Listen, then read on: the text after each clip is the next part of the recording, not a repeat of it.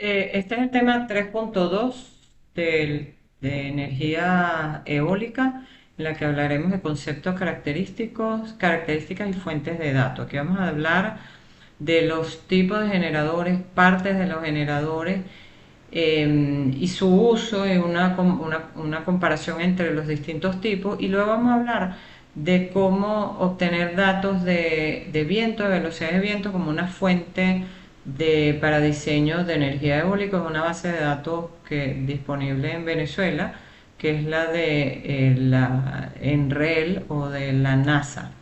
Los puntos a tratar son tipos de aerogeneradores, las partes y los datos del viento y esas fuentes. Bueno, aquí está la lista de todas las lecturas y videos. Igual tienen esta presentación en aulas virtuales que pueden pinchar e irse a los enlaces. También están puestas en los enlaces de documentos de apoyo. Todos estos están aquí porque corresponden a cosas importantes sobre energía eólica y todos contribuyen en su formación. Así que les recomiendo que los vean, cualquiera de estos temas cubiertos en cualquiera de estos documentos puede ser sujeto para la evaluación, para incluirlo en la evaluación. Luego, los tipos de aerogeneradores, hay distintas clasificaciones de los aerogeneradores. Según el eje de rotación hay dos, que pueden ser horizontal y vertical, y luego de los verticales en el eje de rotación, luego los vamos a ver, están tres: el Savonius, el Darreus y el Giro 1000 o H rotor. Luego, según el tamaño, están pequeños, medianos y grandes. Estos pequeños, esto es tamaño físico y capacidad del aerogenerador. De acuerdo a la ubicación, y aquí, aunque el aerogenerador como parezca parecido a lo que se usan en la tierra o en onshore o en las aguas, en los mares, que son los offshore, parezcan iguales, las capacidades entre uno y otro son distintos, hay unos más grandes que otros. Y luego están flotantes e híbridos. Flotantes serían los mismos offshore, pero que no son anclados al piso del mar, sino que pueden instalarse en mares más profundos y tienen un sistema de flotación. Estos son algunas de las imágenes. Esto, por ejemplo, es un de eje horizontal. Fíjense que aquí es que la góndola o el eje de rotación está paralelo al suelo, a la tierra. Luego está, este es uno de los de eje vertical, porque el eje de rotación es este tubo que está aquí, está perpendicular a la tierra. Y este es uno más pequeño, pero al final es uno igual a este, o sea, son horizontales, de ejes horizontales. Luego de los verticales, aquí pueden ver las distintas formas. El H rotor es el mismo Giro 1000 y luego están los otros dos de eje vertical y esto es de eje horizontal. Eso crea unas diferencias. Aquí están parte de las diferencias entre ellos, ventajas y desventajas presentados y en los modelos. Y bueno, unos se usan más para un tipo de aplicación que otros y por las características propias del desarrollo mecánico. Esta es una tabla comparativa un poco más detallada en lo que hablamos que los de eje horizontal, la góndola, que es donde está el eje de rotación, está paralela al suelo. Entonces son los aerogeneradores estos típicos de las fotos. El que tiene la góndola horizontal y las aspas giran alrededor de esa góndola. Son comunes en los parques grandes, en los parques eólicos grandes, en las generaciones grandes. Son eficientes, o sea, son de los más eficientes. Estos pueden usarse en tierra firme o en el mar.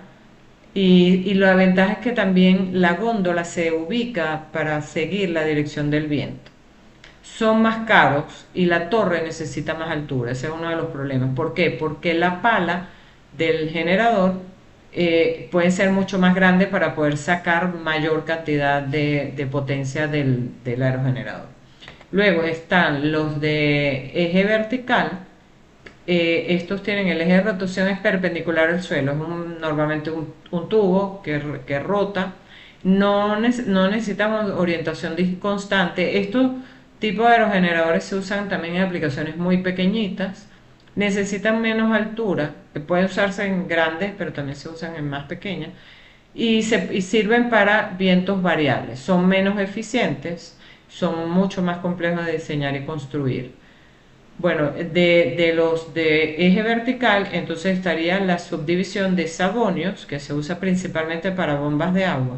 Es muy fácil de fabricar y tiene un buen rendimiento para vientos bajos, que son aplicaciones, por ejemplo, encima del techo del edificio Corimón o en fincas. Eso son en los lugares donde sirve, pero tiene la menor eficiencia, tiene menor eficiencia. La eficiencia tiene que ver con la potencia que está acumulada en el viento y la cantidad de energía eléctrica que sale del aerogenerador. Eso lo vamos a trabajar en las clases sincrónicas. Luego, el Darrieus son palas verticales con perfil aerodinámico, requiere un mecanismo de arranque, eso es un problema. Es muy eficiente en vientos fuertes, o sea, aguanta vientos fuertes. Y luego requiere un mecanismo de orientación y es muy poco eficiente en vientos bajos. Entonces este no es el aerogenerador que serviría para, no sé, el techo de Cobrimón, por ponerles un ejemplo. Luego está el Giro 1000 o H rotor. Este sí se ha visto, yo lo he visto en instalaciones, por ejemplo, en el techo de un edificio en India, de una universidad, de un edificio de una universidad en India, había un Giro 1000. Tiene palas verticales unidas al eje con brazos horizontales, ya se los voy a mostrar. Buena eficiencia en vientos bajos y medios y menor eficiencia con vientos fuertes comparado con el de eje horizontal. Esto, entonces, las partes del aerogenerador va a tener siempre una base o torre. En el caso horizontal tiene una torre, en el caso del vertical va a tener una base. Tiene unas aspas, que las aspas son las que rotan, las que giran. Por ahí hay una información de un video español que le llama de otra manera, pero esto se llaman las aspas. Luego tiene la góndola, que en inglés se llama nacelle, y adentro de la góndola está la caja que ya lo habíamos visto, la caja de conversión de energía mecánica y el generador eléctrico.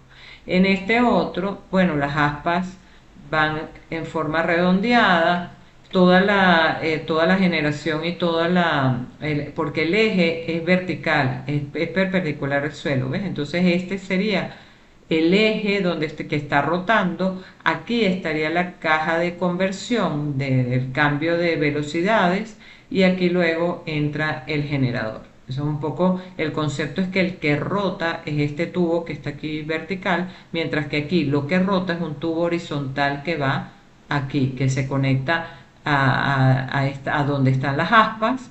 Las aspas hacen rotar este tubito que está aquí y ese tubo es el que rota y entra al generador eléctrico. ¿Cuáles son entonces, perdón, aquí vistas las partes de un aerogenerador más detallado del eje horizontal? Entonces se tiene, bueno, la veleta y el anemómetro están midiendo permanentemente la dirección y la velocidad del viento. Esto permite que reubicar la góndola para aprovechar para que el impacto sea perpendicular al viento. Toda esta caja aquí se llama la góndola. Está el generador, una caja de cambio mecánica, que es lo mismo. Está un sistema de control para estos elementos que están aquí. Y está el motor orientador, que es el que movería la góndola en los grados que sea necesario para impactar siempre el viento. Luego, en las aspas, en la unión de las aspas con la punta esta de la góndola, las aspas también pueden rotar sobre ese eje. Eso permite eso se llama el pitching. Ese pitching lo que permite es que si queremos detener el aerogenerador, se rotan perpendicularmente las aspas y el viento ya no lo va a hacer moverse. Esa es una forma mecánica de detenerlo. Y también se utilizan para inclinarlas un poco para aprovechar mejor el viento. Toda la tecnología de los aerogeneradores es interesantísima, ha cambiado muchísimo. Acuérdense, en la historia venimos a hablar del 1980, en el 2000 es que empieza a verse cosas que trabajando con los aerogeneradores y desde el 2000 al 2020, o sea, solo tenemos 24 años trabajando para mejorar esos diseños, esas características de los generadores. Esto es un generador, aerogenerador Savonius, esto es un Darrieus, acuérdense el Savonio para vientos más pequeños, el Darrieus para vientos más grandes, y aquí están todas las partes de ese sistema de generación eléctrica. Todos aprovechan el viento para generar electricidad. Ese es el fin fundamental. Los primeros aerogeneradores o los primeros molinos de viento se usaban para sacar agua de suelos profundos, pero ahora lo que estamos hablando nosotros son generadores que aprovechan el viento para generar electricidad. ¿Qué pasa con los datos? O sea, ¿cuál es la información de las informaciones más importantes que tiene que se necesitan para hacer un proyecto de energía eólica? Uno de los datos más importantes es las velocidades, una medición, como le había contado, una medición de velocidades y de dirección del viento con una frecuencia que va a depender del equipo que se tenga en el sitio, que por lo menos sea de 1, 2 o 3 años y hasta 5 años. Esta data que les estoy mostrando aquí en una hojita de Excel es una data de la NSRDB, que es la National, es la base de datos, básicamente la llamamos nosotros base de datos de la NASA. Si ustedes ven, estos datos están hasta el 2023, comienza en el 2020. Se tiene el mes en enero, el día 1 y se ven las 24 horas. Esto da datos cada media hora de velocidad y dirección del viento. Esto obviamente es medido desde un satélite, no es medido en sitio. La medición de velocidad y dirección localmente se hace. Nosotros estamos haciendo de medición con la estación experimental en el edificio de Corimón. La universidad acaba de comprar una estación comercial que va a medir también algunas variables meteorológicas, pero esto es un dato relativamente bueno, aunque medido desde el satélite, pero que nos da alguna información de cómo son los vientos en un lugar. La velocidad está en metros sobre segundo, la dirección está en grados, que aquí les muestro cómo son esos grados. El norte apunta a 0 grados, el sur apunta a 180 grados y todos los grados intermedios. El este apunta a 90 grados. Este es el este y este es el oeste. Entonces, la subdivisión aquí nos dice más o menos, esta columna que dice la dirección del viento, nos dice que, bueno, estos vientos, de acuerdo a estos datos, este pequeño set de datos que estamos viendo aquí, son vientos noroeste. Digamos que un poco más hacia el este que hacia el norte, pero esto sería la dirección de estos vientos. 2 metros sobre segundo, lo busqué para Caracas y realmente son pequeños. Estos vientos son bastante pequeños. Ese ejercicio lo vamos a hacer en la clase sincrónica, cómo bajarnos, cómo buscar un lugar, cómo bajarnos los sitios. Además de esta base de datos, tiene la ubicación, la longitud y la latitud, que también son importantes para toda la información de cómo desarrollar para energía renovable.